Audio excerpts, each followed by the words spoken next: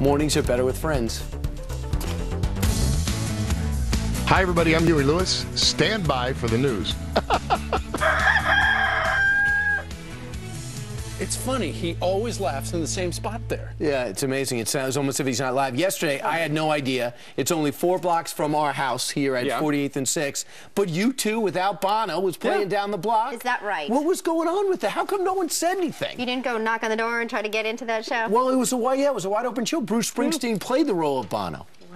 I mean, why don't people tell us anything? Let us know if you were there. And why didn't you invite Brian? Yes. And do you guys know about the it? '1 fan. I heard about it earlier. You knew? Okay, Yeah. fine. No? All right. In addition to that gigantic meeting of the minds musically at the White House, you know, the President of the United States said, I'm going to do something about Ferguson. So he did. Yesterday, he had a meeting, and he called in clergy, he called in cops, he called in politicians, and he talked about the simmering tensions between the police and minorities in the United States. This in the wake of the killing of Michael Brown by Darren Wilson, the officer out in Ferguson.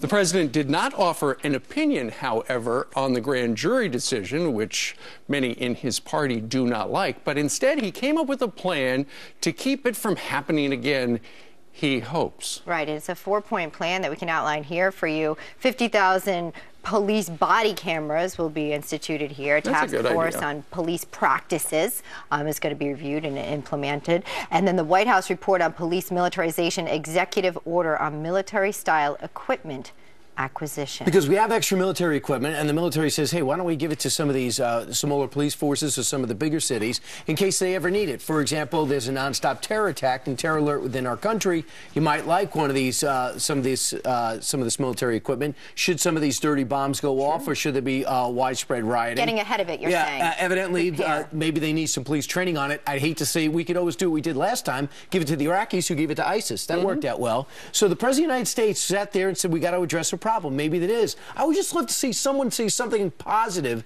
about law enforcement. Sure. Law enforcement's being thrown in the street as if everybody's bad and they all need to be massively retrained. I'll tell you what, they get more training for their job than 99% of Americans get for our jobs. Right. Is any of the money that's being invested in really by the taxpayers here, $263 million, is any of that going to be pointed to abiding by the law and maybe improving relations from both ends? It seems a little one-sided at one point when you look at that outline there, but what's being done on the other? President Obama says he is deeply invested in this problem.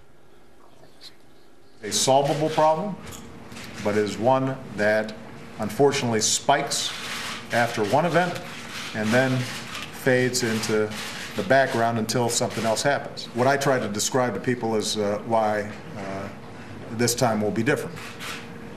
And part of the reason this time will be different is because the President of the United States is deeply invested in making sure that this time is different. Well, that's great that he is deeply invested in it. I think we all are. The New York Post this morning on their op-ed page has this editorial. It says in part, if the president wants a solution that will save lives, tell people not to resist arrest or assault police officers. So they want 50,000 body cameras That's a good idea. I think it's a great idea. I don't really see much pushback on law enforcement either. I don't think people are saying...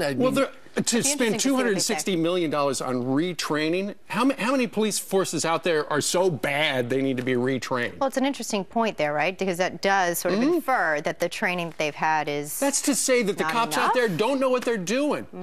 Of course, if you listen to Al Sharpton over on MSNBC, he pretty much sounds like that all the time.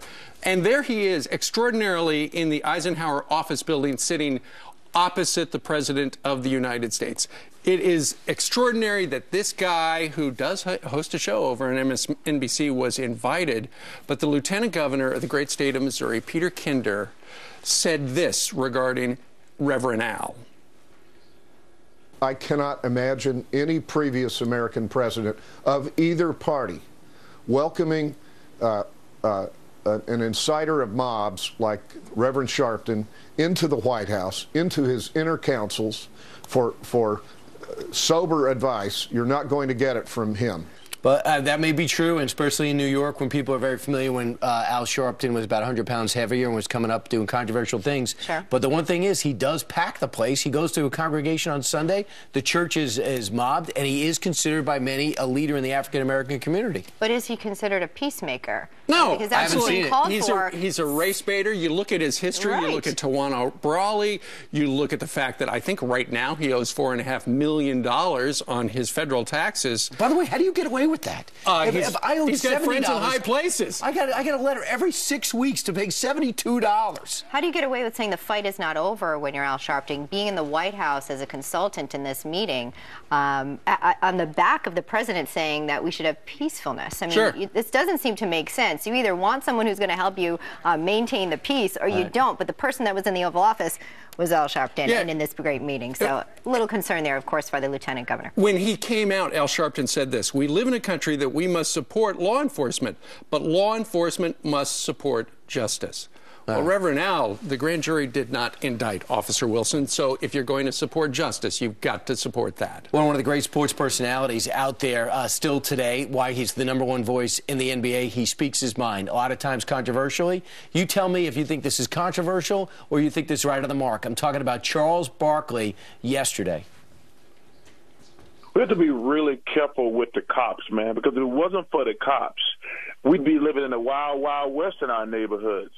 I think we can't pick out certain incidents that don't go our way and act like the cops are all bad. Do you know how bad some of these neighborhoods would be if it wasn't for the cops? There's no excuse for those people to be out there burning down people's business, burning up police cars. And stopping traffic and blocking bridges when you got to get to work. Listen, Governor Christie, whether he knew everything or nothing about what's happening at the George Washington Bridge, he was vilified for his administration. People were fired for blocking one bridge on one day. Every city in this country, it's a major city in this country, has been somehow diverted because of so-called peaceful and not so peaceful protests. Don't stop us from getting to work or getting home and say, I have a cause. But where in this proposal is it outlined? And really, you can hear it from Charles Barkley there, a call for, where's the action for citizens to actually maybe perhaps get in line with what the police officers would be trying to do in terms of keeping things civil? Where's the training and budget for that? Is it in there? We're all looking for it. Right. Is it a race thing or is it a crime thing? Imagine if all the police just protested and didn't show up. I mean, what Charles Barkley is saying, that it would be utter chaos, complete chaos without them, and it's something that needs to be said. And real quick, the Facebook question is essentially this. If you're upset that the Rams came out and spoke out and showed how they are supporting Michael Brown in Ferguson, are you supportive of Charles Barkley speaking out like he did yesterday on the radio? Do you want your sports stars to speak out about the news? Weigh in. We'll be hopping online when we're not out here. That's right. We can't wait to read those. And now this, the cost of amnesty. President Obama now saying he is willing to shut down the government if Republicans won't pass funding for his immigration policy. Doug Luzader's live already in Washington in the Bureau with a breakdown on how much that's going to cost us. Douglas? Good morning. Well, yeah, we're talking about the cost of legalizing these folks. Now, we know that illegal immigration brings with it huge costs of its own, from enforcement to health care to actual tax evasion. And that's a point that the White House likes to jump on, as well as immigration activists, arguing that if you legalize these folks, all of a sudden they will be working above the table, and that will help with U.S. tax receipts.